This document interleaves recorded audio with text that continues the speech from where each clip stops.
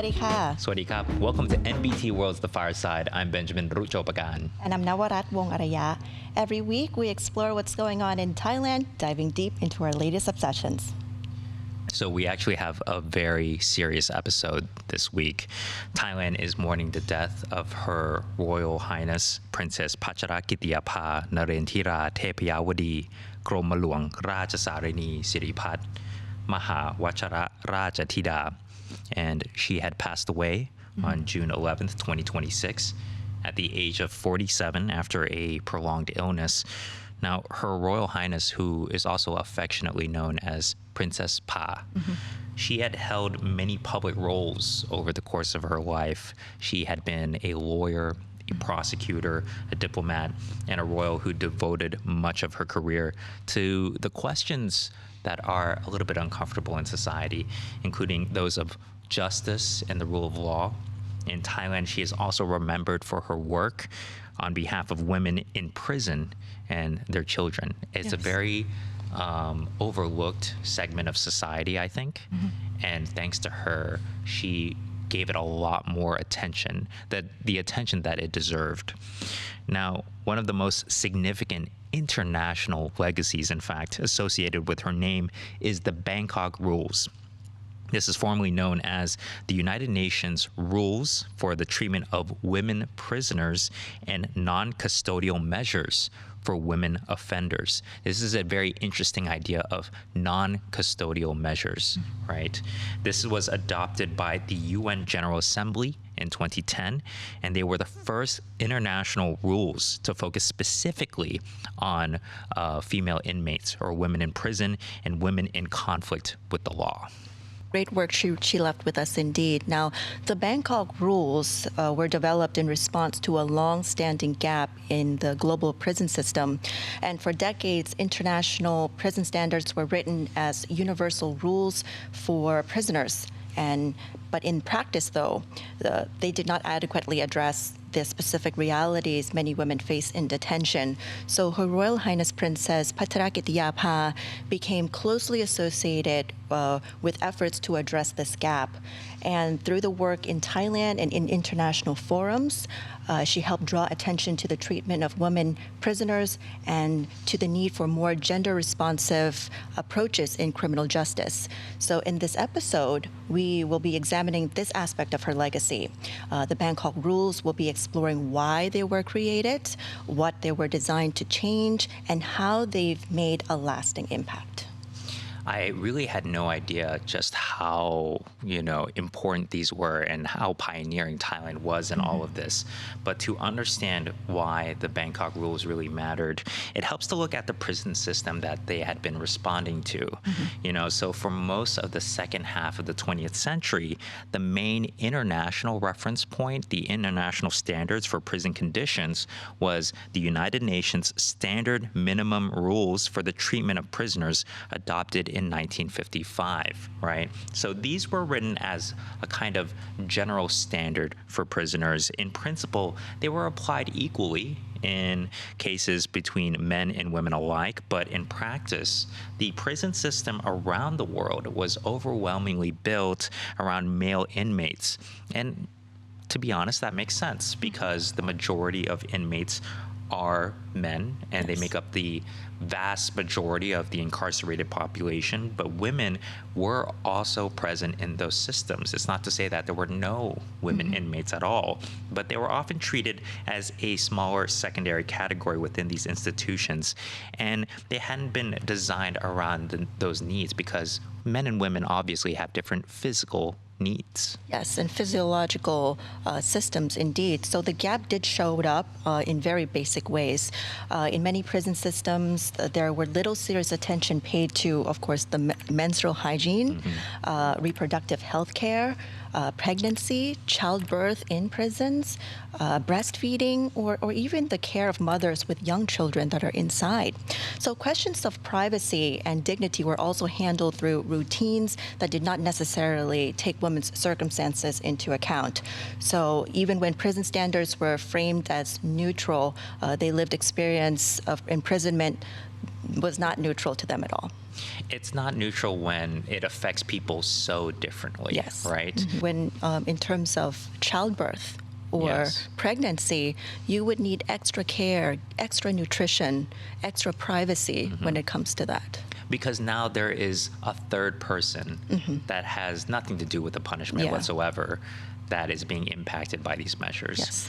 So there was a broader social reality that prison systems were really poorly equipped to deal with at the time. Women in prison were not simply male prisoners in fewer numbers. Before ever entering the justice system, many of the inmates were found to have experienced domestic abuse, SA, or S assault, poverty, substance dependency, and coercion. So many female inmates, they were also in prison for non-violent offenses. You know, many were also mothers, like we talked about, and often the primary caregivers of children or other family members in their lives. So when these women were incarcerated, the effect was not confined to just the person being sentenced. It was also rippling out to their families, their children, and their communities. Yeah, so by the late 1900s and the 2000s, these issues were becoming harder to ignore, of course. And across many countries, the number of women in prison was rising, often driven by harsh drug laws, mandatory sentencing, and then limited alternatives to custody in jail or prison. So women were still a minority of the global prison population, but their numbers were growing quickly enough to expose this serious blind spot in the system. And prison rules were treated everyone the same on paper, and were failing to account for the fact that women often entered prison under different conditions. You know, and they carried different health and family responsibilities, of course, and they faced different risks once incarcerated. That's right. I mean, we know of cases where, you know, there is misconduct Yes. by the prison guards and the prison system. And when there are those isolated cases or even systematic cases in some places and countries, what men have to deal with in prison is not the same as what women have to deal with in Yes. female prisons, right? In the circumstances that we're talking about. In those circumstances, right? So the risks, that's what we're trying to allude to here, is that the risks are very different for men and women going into prison. Yeah. So this was the problem that reformers at the time were beginning to confront by the early 21st century. The issue wasn't just that they needed better prison conditions, but that the international prison system had never fully reckoned with this possibility that fairness might require something other than just identical treatment. And a framework that claimed to apply to everyone could still leave women feeling largely invisible within the system. So the story of the Bangkok Rules is also in part the story of how Her Royal Highness Princess Pacharakitiapha came to focus on women in the criminal justice system in the first place. Now, for those who don't know, Her Royal Highness had been trained as a lawyer. She had earned both a Master of Laws and a Doctor of the Science of Law from Cornell. But her involvement in the issue did not just remain at the level of legal theory or academia or even just international diplomacy, because when she returned to Thailand, she worked in the Attorney General's office and later served as a public prosecutor. And that experience brought her in direct contact with the realities of the Thai justice system, and that includes the conditions inside the women's correctional facilities. Yeah, so just to talk about some of her works, accounts of her work on the issue often point back to an early prison visit back in 2001 when she saw firsthand how poorly many women's needs were accommodated in detention. Now, like many other countries, Thai prisons weren't set up with women in mind, and overcrowding was placing even greater pressure on already limited facilities. Many women behind bars were there for just low-level drug offenses, reflecting a broader pattern in Thailand's criminal justice system. And in 2006, Her Royal Highness launched the Gamlangjai project, also known in English as the Inspire project. And the initiative focused on improving the lives of female prisoners and their children, and on helping women reintegrate into society after the release. So it brought attention to issues that often had been treated as peripheral to the prison administration, which are access to healthcare, there's support for pregnant women and new mothers, vocational training, education, rehabilitation, and also post-release support for females.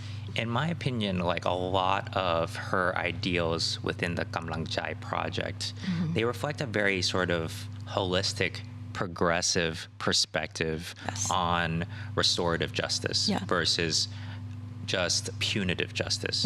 We all want to see justice done, but also what is best for the long term of society? What is the best for the long term of people who, after they serve their prison sentence, they do their time, what happens to them?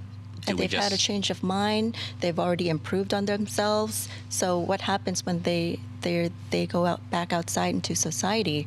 Often reintegration is difficult for whether they're male or female. That's right. Yeah. But to have this program will actually help them feel much better going back into society and not feel guilty. That's right. I mean, you do have to ask yourselves if you want these people to be, offenders for the rest of their lives. Yeah. And, the systems that led to them offending in the first place, how do we change it so that they don't reoffend? Or so they don't find themselves back in prison, because sometimes people... It's a loop. It's a loop. Sometimes. Yeah. Because people, they get used to the predictability of prison sometimes, and then they have, once they're back out, then they don't feel like they have any alternative, and they're like, well, it would be better if I was in prison. And sometimes they go back to the same environment, the same circumstances at home, and then they go back into the same loop again. So, a little intervention once they get out will help them reintegrate. It's actually very helpful. I think it's a very 360 kind of view, because, you want society to move forward together. You don't want to have this segment of society never contribute, never, there's so many economic arguments even to make in addition to the social ones, right?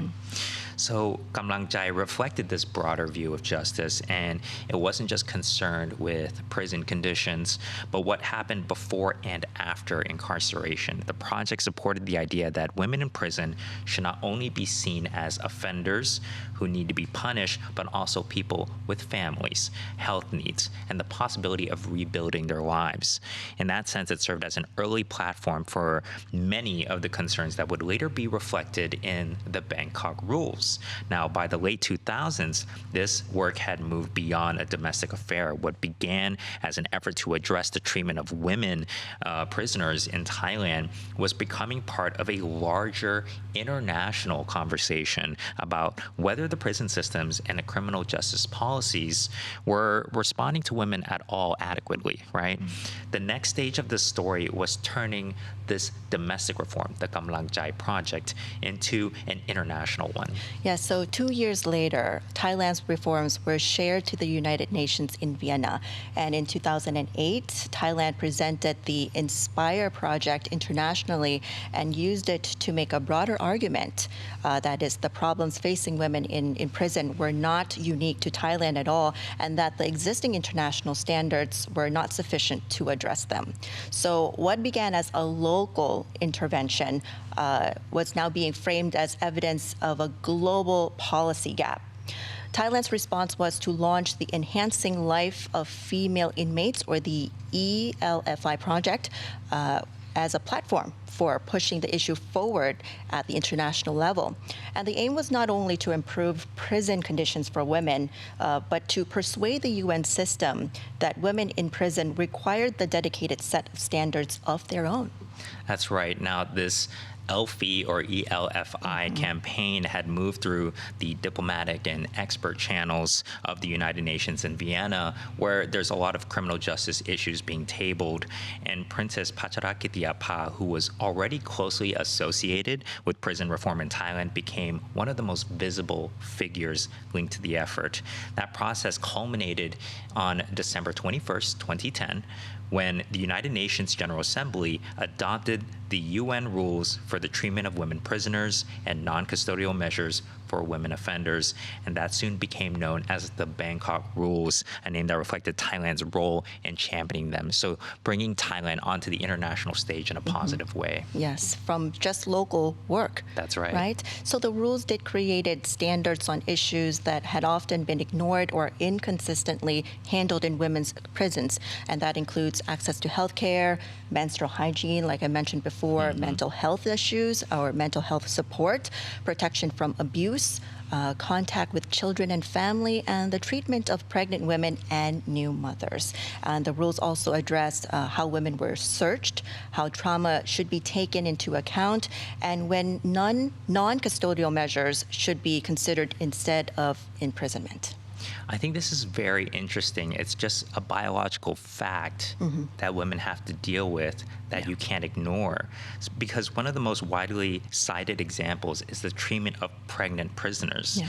So the Bangkok Rules stated that restraints should never be used on women during labor, birth, or immediately after birth. I mean, I can't imagine what it's like to be in handcuffs while delivering a baby. I can't imagine what it's like to deliver a baby either. But I mean, this indignity of it, it's just such a bizarre situation to be in. You should allow them to at least do their motherly duties. Yeah. And then, because the baby didn't do anything wrong. Exactly. Right. And it could be unsafe, frankly, for the procedure. I mean, we should always just defer to the doctor, the gynecologist, the obstetrician in the room, on how to handle the mother. So it also called for prenatal and postnatal care because obviously there's a certain diet that pregnant women have to deal with. You can't just give them the same 3 square meals a day. They're eating for 2. So, this is really important that they have the right prenatal, postnatal vitamins and all of that so that the kid has the best possible start despite the circumstances. So prison authorities also have to consider what's in the best interests of children when decisions are made about the mothers in custody, whether or not to keep the mother and child together, which there's an argument to be made for that, right? Especially for low-level offenses. If the mother has been on good behavior, if they don't show a lot of emotional or mental health issues or stress, then I can imagine that in some cases it would be preferable to keep mother and child together. Yes, definitely, especially during the first year, which is very crucial for the baby. So, I mean, over 15 years after their adoption, the Bangkok Rules have helped push the conversation about women in prison beyond prison walls themselves. So they encourage criminal justice systems to look not only at how women were treated in custody, but at whether prison is always the right response in the first place, and what support women need to rebuild their lives after release. And that shift can be seen in the growing emphasis on non-custodial measures for women convicted of minor or non-violent offenses. So, I mean, you have to take into account that what kind of offenses they have, not to, and also what they're going through, if they're pregnant or not, not just to just throw them in prison.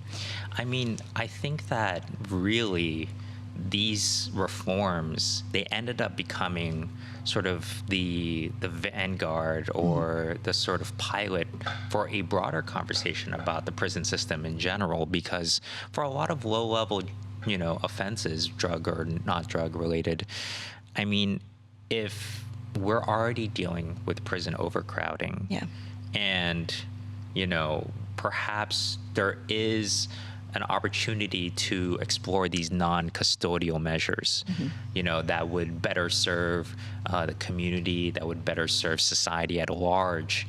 I'm not saying that people shouldn't serve their time, especially for serious offenses, right?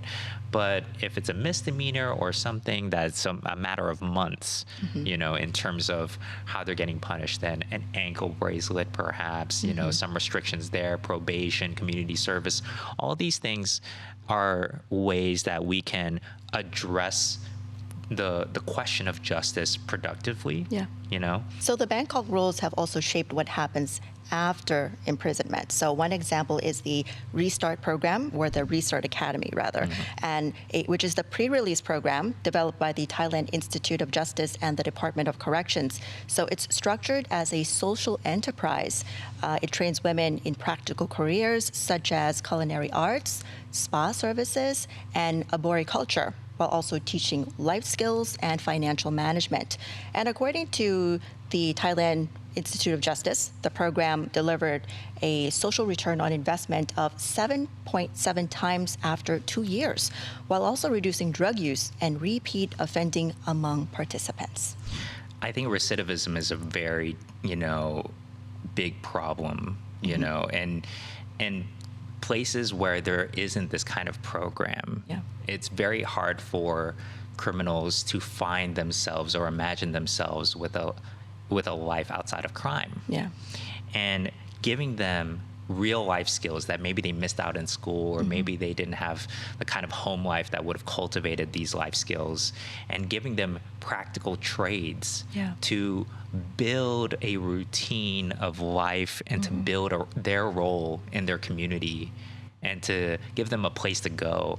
I mean, so many of these crimes are a matter of not having a real functional place in society, a real, place that they feel like they belong, they feel like they're useful, they feel like they can make ends meet.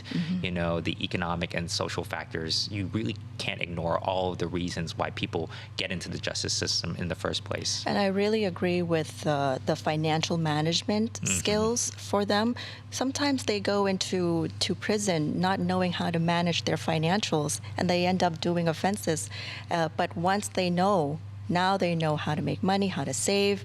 Interested to see how they might add like digital literacy and how to avoid scams, because some people get involved in these scams and they become accomplices accidentally, A little update for today's era. Oh yeah, for sure. So the broader global picture shows how much work really remains. Women still make up a relatively small share of the world's prison population, about 7% as of 2023, but that's still 733,000 women in prison worldwide. And I'm pretty sure that's a conservative estimate, frankly. And their numbers have really continued to rise. It's not going to stay there. Over the past 25 years, the number of women in prison has increased by 114% in Asia, 44% in the Americas, and 25% in Europe, while the US alone saw a 186% increase. So it's the fastest growing demographic in prison. So between 2000 and 2025, the global female prison population rose 57%, and that's compared to 22% for men. Wow. That's a big jump in numbers, indeed. So the impact, though, extends far beyond the women themselves. An estimated 19,000 children were currently living inside prison with a primary caregiver, while around 1.4 million children worldwide have a mother inside prison. In other words, women's imprisonment is rarely an isolated event. It often reshapes the entire family. And the start you get as a child, it really it's such a butterfly effect of like your mom goes to prison and then it just totally changes the whole trajectory of your life. So these things, like, we have to think about, okay, we want justice to be served, but do we want generations of people going down the wrong track? And the next generation, and we're just creating crime families, So there's no point in thinking only on the punitive side of justice. So the same report also makes clear why the numbers are rising. Women are disproportionately criminalized for nonviolent offenses that are linked to poverty, discrimination, and survival. This includes petty theft, begging, street vending, and low-level drug offenses like we mentioned before. Many are also, of course, survivors of domestic or SA violence. Now, in some regions, women face especially high rates of pretrial detention. Basically, they haven't been sentenced yet, but they're held first. And so in these cases, I think that technically they're in jail, not in prison. But they're still inside. But they're still inside. And that creates, that doesn't like stop or change the needs that they have for menstrual hygiene, for mental health counseling, for women's health in general. If they end up being pregnant and they're held for a certain amount of time behind bars, they may end up delivering behind bars, so it doesn't change any of the biological needs of women. In a sample of 14 Latin American and Caribbean countries, for example, women made up 6.83% of the total prison population, but 43.34% of incarcerated women were held in pretrial detention, compared with 37.15% of men. So a very high proportion of these women they haven't been sentenced. They haven't even gone to trial yet. Yeah, so it's important to recognize that the Bangkok Rules have helped establish a new international standard for what gender-responsive justice should look like. They gave governments, courts, and prison systems a framework for treating women not simply as prisoners in smaller numbers, but as people whose health, histories of trauma, family responsibilities, and prospects after release all matter to the question of justice. So regardless, Her Royal Highness really has left an unmistakable impact, not just in Thailand, but on the international community. So upon her passing, the UN Women, Asia, and the Pacific said in a statement, "We are deeply saddened by the passing of Her Royal Highness Princess Pacharakitiapha Narendra Thepayawadi. As a UNIFEM and later UN Women Goodwill Ambassador, Her Royal Highness was a committed advocate for ending violence against women in all its forms and to advancing gender equality.